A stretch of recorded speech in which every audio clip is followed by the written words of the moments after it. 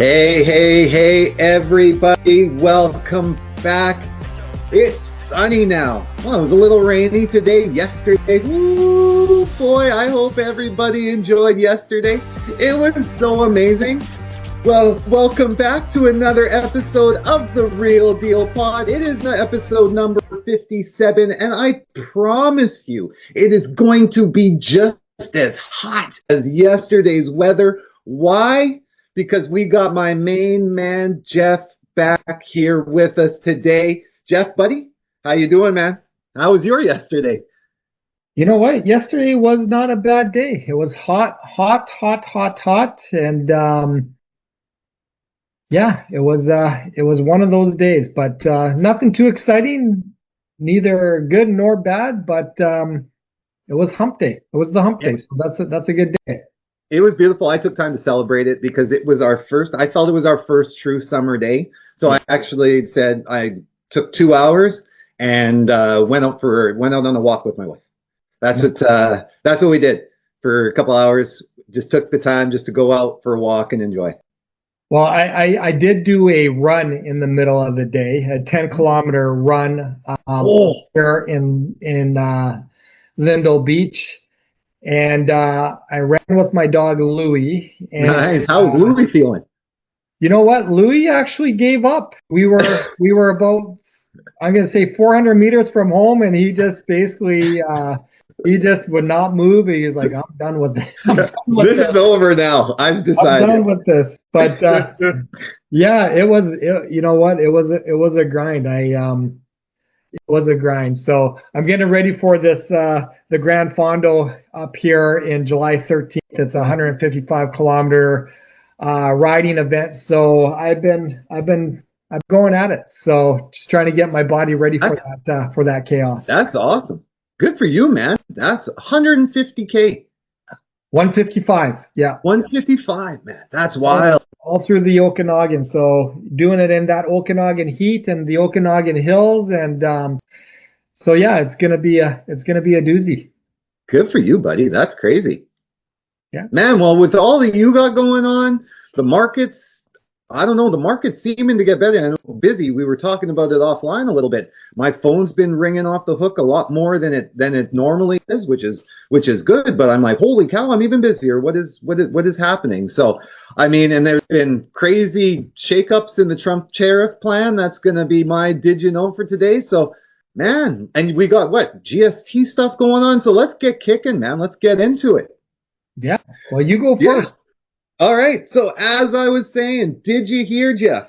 There's been a major shakeup in Trump's tariff plans. So for all of you that have not been following this week, in a dramatic back and forth this week, a U.S. federal appeals court, as of, what was it, about 12:45, has reinstated President Trump's sweeping tariffs.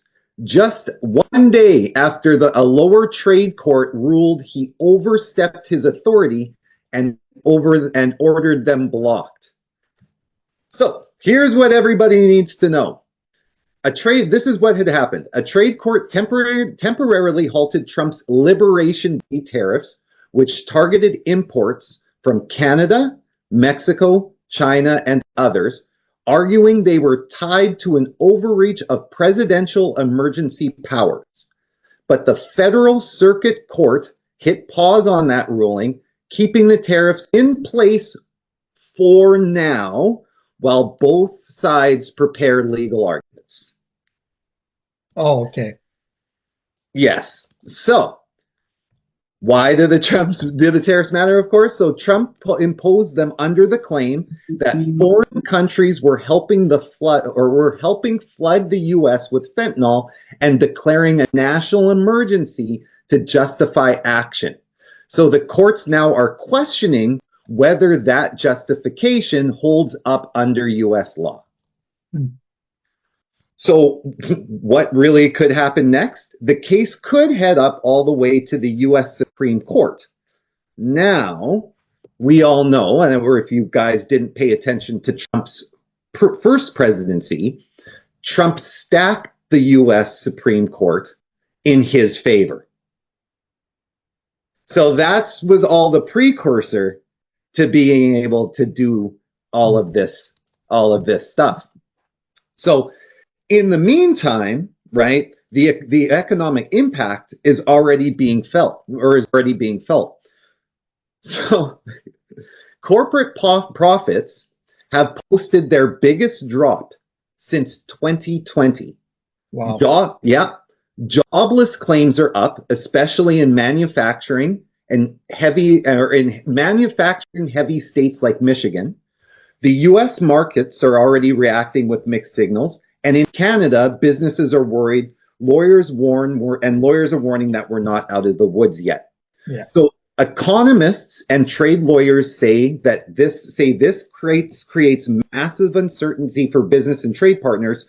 Some small U.S. businesses say these tariffs could force price hikes of up to 70%. Wow.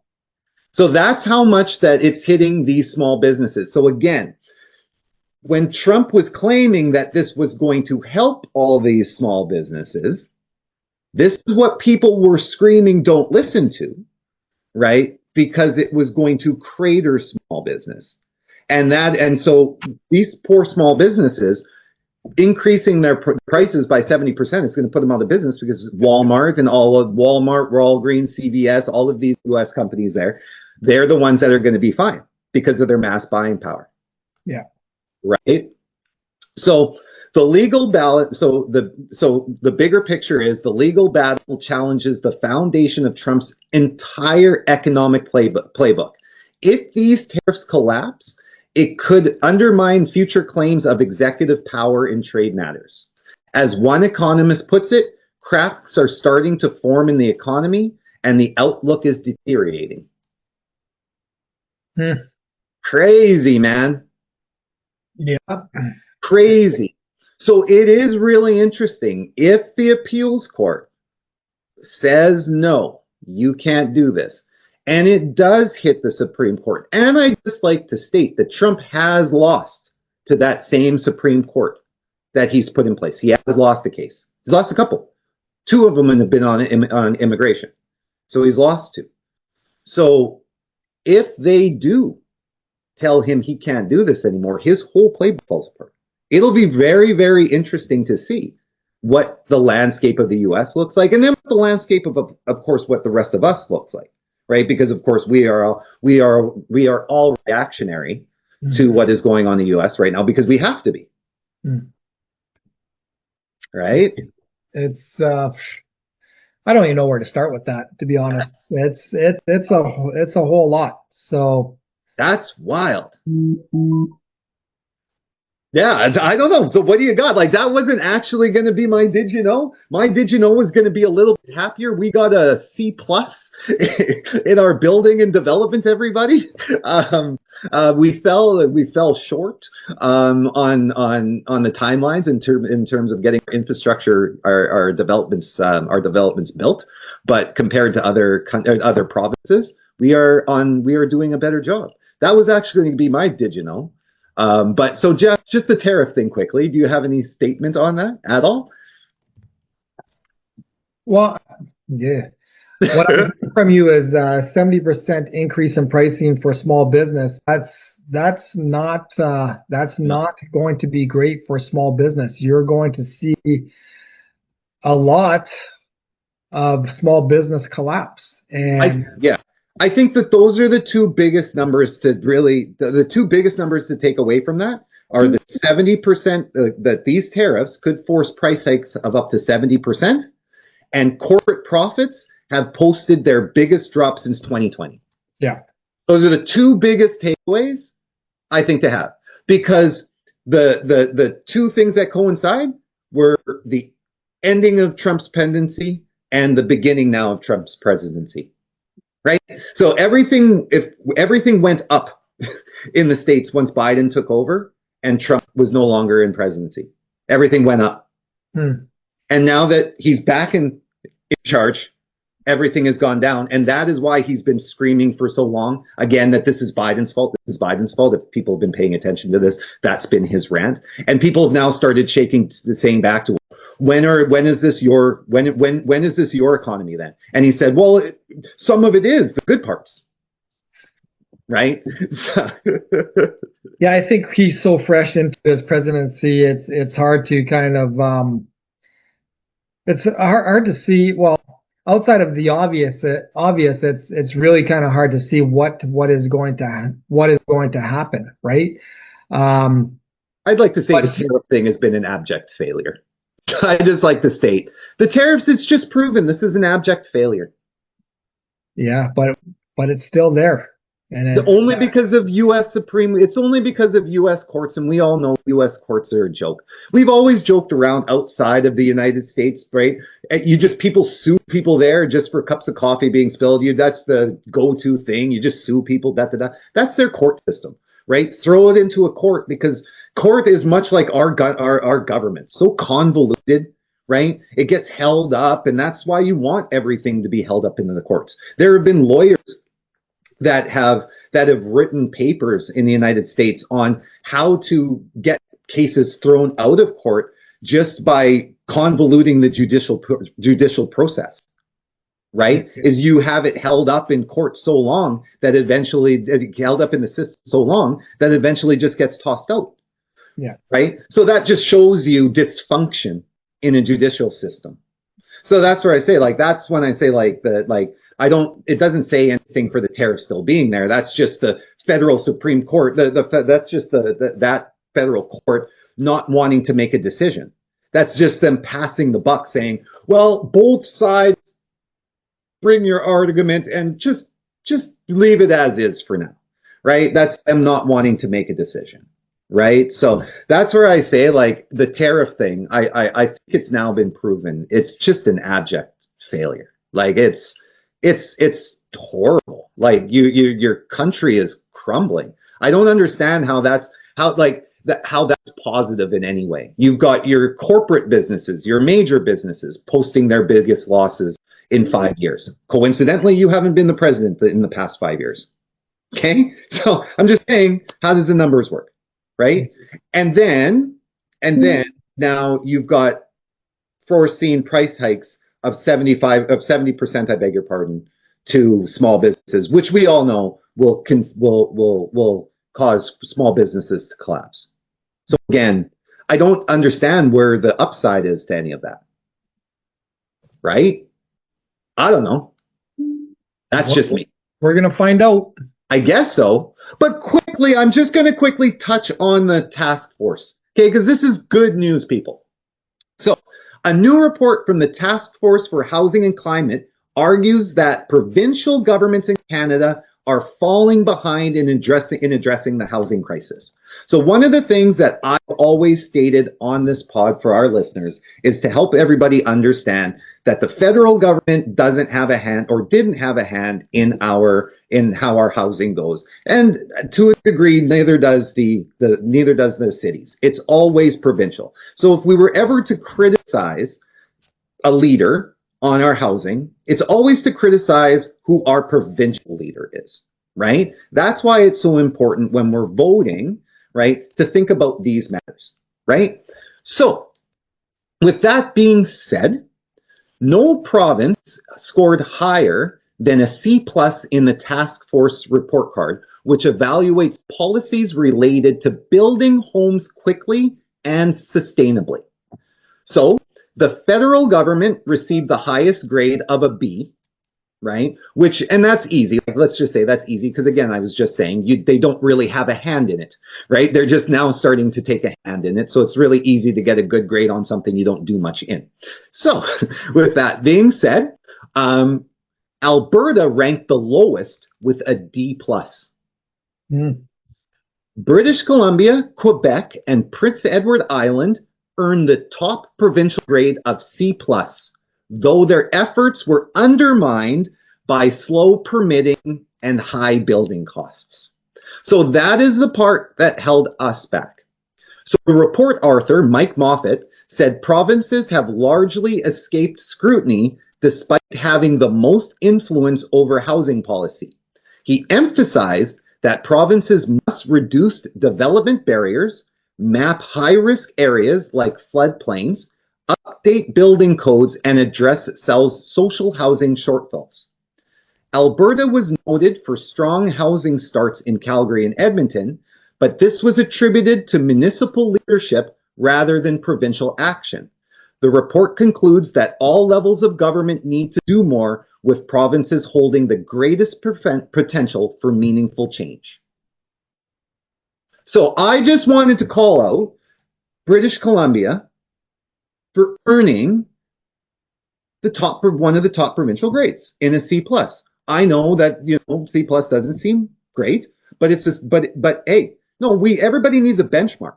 So if our benchmark is number 1, that's phenomenal, right? That's phenomenal. Now it reminds me of the bell curve. I know, but hey, we got to work from somewhere, right? But now, if we're working from there, now we know what we have to address. We have to address the permits, right? We had the permit time. We have to address the cost of build, right? But at least we have a benchmark to sit at. And congratulations, British Columbia, for being one of the 3 provinces to earn the top score. Very proud of us. Let's keep moving forward. Yeah. What do you think? What do you think about that? Do you think we're what do you think? Would you giving us a pat on the back? Is that some good news? Well, to be on the top is great. It's just a matter of let's get better. Yeah, well, that's it. Would you rather be Alberta on the bottom? Like, that's my thing, right? Would you rather be the worst of the worst, the best of the worst? I'd rather be the best of the worst and the worst of the worst, right? Because if you're the worst of the worst, you're terrible, man. Like, I always say I want to be the worst of the best because that makes you better. And right. I want to be that's so that's where I'm at with that. That's it. I never want to be in the worst category, but if you got to be in one, you got to be the best of the worst, man. Like, seriously, right? But, if you're going to have 5 terrible tastes of ice cream, be the best one of them. That's true. Be the best tasting of the worst tasting of ice cream. That is true. See? There you go. Well, that's how we need to look at life. Yeah, a box of chocolates, as Forrest Gump would say. Right? So what do you got for us, man? Well, you know what? I wanted to touch on a federal guideline that came out May 27th, which is going to be a huge thing for first-time home buyers. And it's all about the GST relief for anyone that is a first-time home buyer. So as we know, when you're purchasing a new build, there is a GST implication on it. And our federal government has rolled out that if you are a first-time home buyer, and this applies to purchase agreements signed on or after May 27th, you are able to get a $50,000 or up to a $50,000 rebate and GST savings for qualifying buyers, which is huge. That's phenomenal. Which is huge. Yeah. So what the goal of this program is to reduce the upfront cost for young Canadians buying new homes, or any first-time home buyer. Don't always have to necessarily be young. Yeah. It encourages new home construction across Canada, and we've talked about this in our previous pods, that there are a lot of empty spaces right now in new development. Yeah. What is important to understand that this will apply to any purchase agreement signed on or after May 27th, and the homes must begin construction before 2031. So this is again for all those pre-sales, right? Yeah. And it has to be completed before 2036. It seems like so far away, but really, again, it isn't when we're talking about pre-sales. That's what I was going to say, because if you buy something in 2030, right, which is still within the guidelines, is from what I'm understanding, right, it has to be completed by 2036, which actually only gives you within that 6 years. So I was actually going to ask you about something about within there, because there are times where developments, due to lending and stuff like that, they do get held up and complete much later than initially anticipated. So that was something, right when you said that, it kind of perked my ears of, oh man, what happens in that one tight spot? I know typically pre-sales are going to complete within 3 years from signing a purchase agreement. Should be. Right? Yeah. But I also know, speaking to developers, is that there are developments that there have been pre-sales sold, but now those developments are put on pause just because of the cost of construction right now and where everything is at. And again, back to the tariffs on how everything is going to be rolled out. So again, 6 years seems like a long time, but again, if there is no profit with these developers in these pre-sales, those developments could be put on pause. So right. I think the dates seem so far away as far as, hey, it's got to begin construction before 2031 and it's got to complete, before 2036. It seems like a long time, but it really, I think it's going to depend on where these developments are going, how quickly they're going to be off the pause button, and again, play is pushed once again. Right. But again, lots of developers are putting pauses on development just because of where we're currently sitting at with our overall environment. Right. And again, going back to that, permitting will be again a fundamental piece of that, and how long it takes for permits to get passed, because that again for BC has always been our challenge. And I know you and I have talked to developers constantly that have just been pulling their hair out, right, because of stuff like that. Well, and I think within that report or that grading system, that was one of British Columbia's that was our shortfall marks, was the permits, right? But yeah, it was one of the factors that brought us down. We would have gotten a higher grade had the permitting the issue not been a factor. Again, something that we know has been a challenge for us. You speak with developers, and one of their biggest struggles are permitting, right? Yeah. And just the silliness or all the red tape that actually goes in it and behind it. So it's interesting, not to go off topic too much, but I was told one time, like it should only take 3 weeks for the approval. Really, 3 days almost. Really, like 3 days to 3 weeks, but it's normally taking like 3 months to 9 months. Yeah, which is that's insanity. Like if you think about that time, 3 days to 3 weeks is actually the timeline that an approval should take, and it's taking 3 months to 9 months. That's crazy. I have a friend that developed some duplexes or townhouses in Lake Country, and he says getting permits up there, that must be a nightmare. Is just a complete nightmare. So, yeah. So to bring this kind of back in line, so this GST relief for first-time homebuyers, what is the rebate? It's up to $50,000 in GST savings for qualifying buyers. It applies to new homes valued up to $1 million. You'll get 100% of your GST back. And keep in mind, like, what is GST right now, Allister? Like 5%? 5%. Yeah, 5%. So you're buying a $560,000 two-bedroom pre-sale. You're paying $28,000 as a GST implication. Yeah. That is huge savings with this GST relief program. Like this is a huge thing for people that are first-time home buyers buying new construction, again, on or after May 27th. This is a huge rebate for them. Like it is. I look at that also for new single families purchasing a new build townhome. Think about what that 5% that they save on that on that GST, because that GST will normally run you about $35,000 to $40,000 on your GST for a new family, right? That is a massive amount of savings for them, right? So I think any tax savings is huge savings, especially when we're talking about 6-digit price tags, right? So I believe this is a game changer. I'm hoping and praying that this program stays.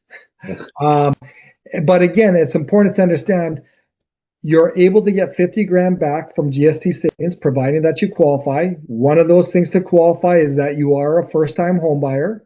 Right. One of those things to qualify are for purchase agreements signed on or after May 27th. So if you're in a pre-sale that you signed 3 years ago that's completing after May 27th, this is not going to apply to you. But one thing, Geoff, can we quickly clarify for people what a first-time home buyer means? A first-time home buyer is anyone that hasn't purchased a home anywhere in the world, or they have purchased a home and haven't lived in it for 4 years because they've rented it out, or they've purchased a home, they've sold it, and now they are renting for a 4-year period. They re-qualify as a first-time home buyer. Exactly. And I think that's why I wanted to state how important that is, because normally people think, again, you just hear first time home buyer, it's your mind automatically just switches to, I had a home, that's on me, right? And that's why I think it's so important to just constantly remind people, right? Or they have a home, yeah, and they've rented it out. Exactly, and they've rented it out. Yes, right? That's a big one, right? The big one, right? So again, keep in mind, you will get 100% of your GST back if that new home is valued up to $1 million.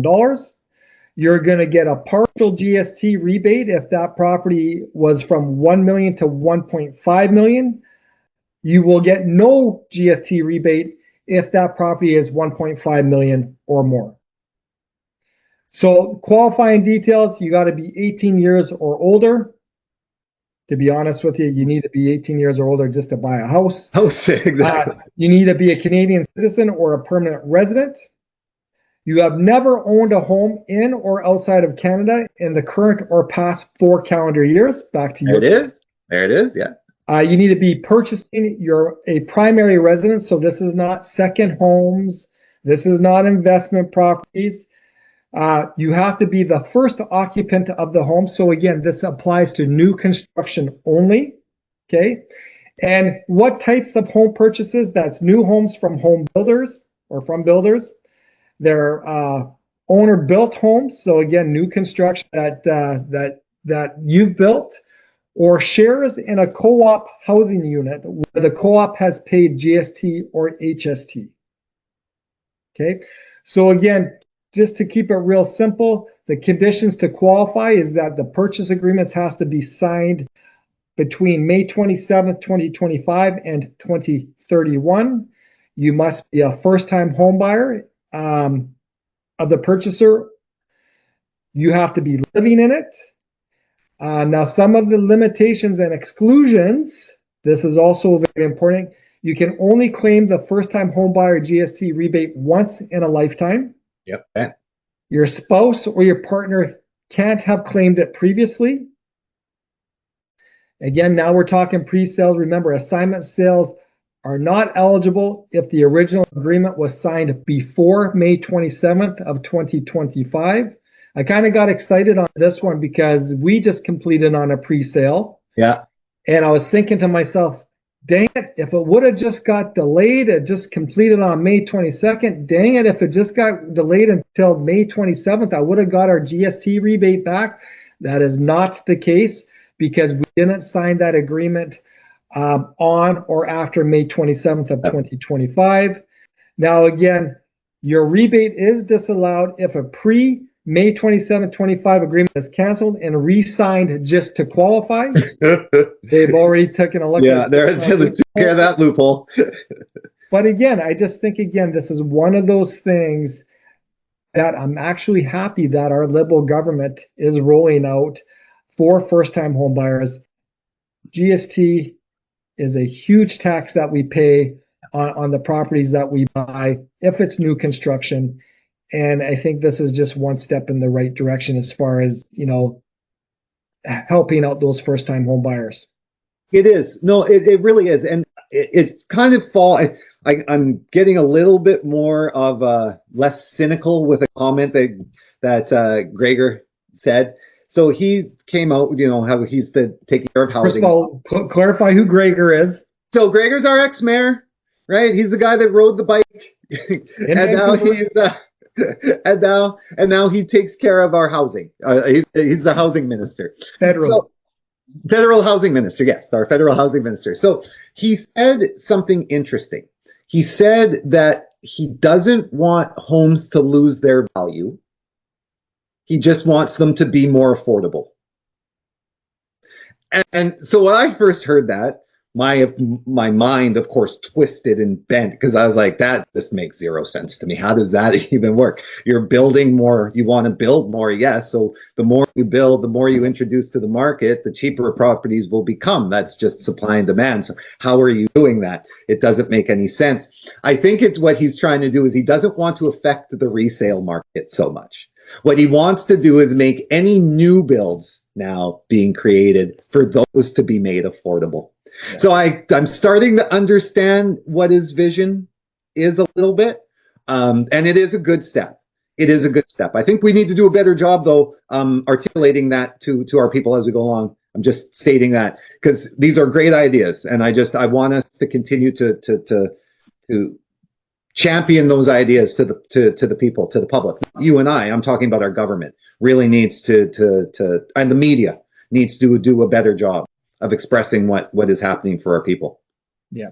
Well, this is one of the things that I love about this pod is again, what kind of little golden nuggets can you pull out of it, right? To be honest, I haven't heard a ton of media on this GST relief, and to me, this is huge, massive. I think I'm hearing more about. I was gonna say something funny with Johnny Depp and Amber, like you hear more of the silly stuff, yeah, things that basically make a difference, and not really hearing a ton on this GST relief program. And I'm in the industry.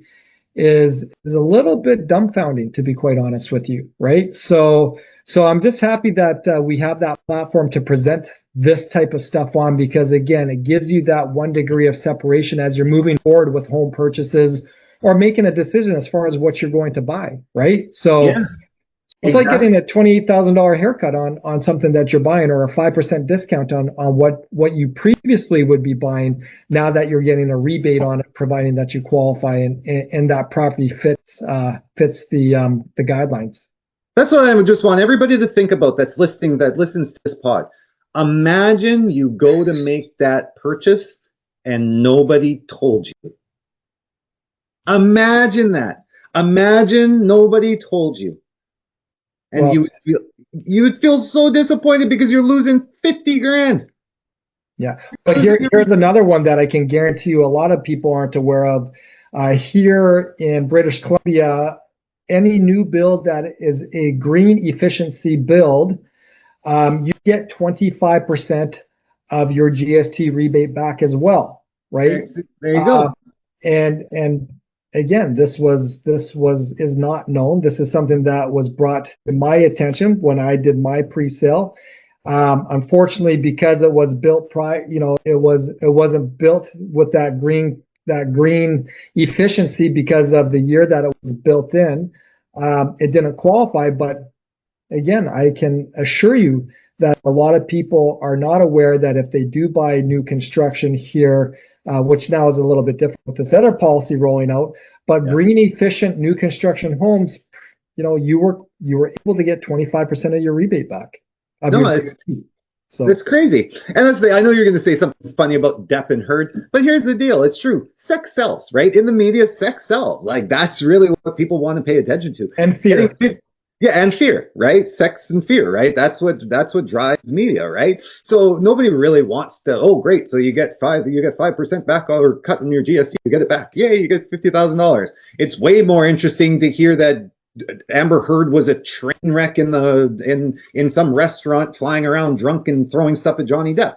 That's way more interesting to talk about. That's what Kim Kardashian wore falling down the stairs at the Met last night, I don't know, that's more interesting than all this sort of stuff. But I still feel that I think the world is starting to change more, where we don't actually care so much about what those people are doing. We actually care about how much we're spending now.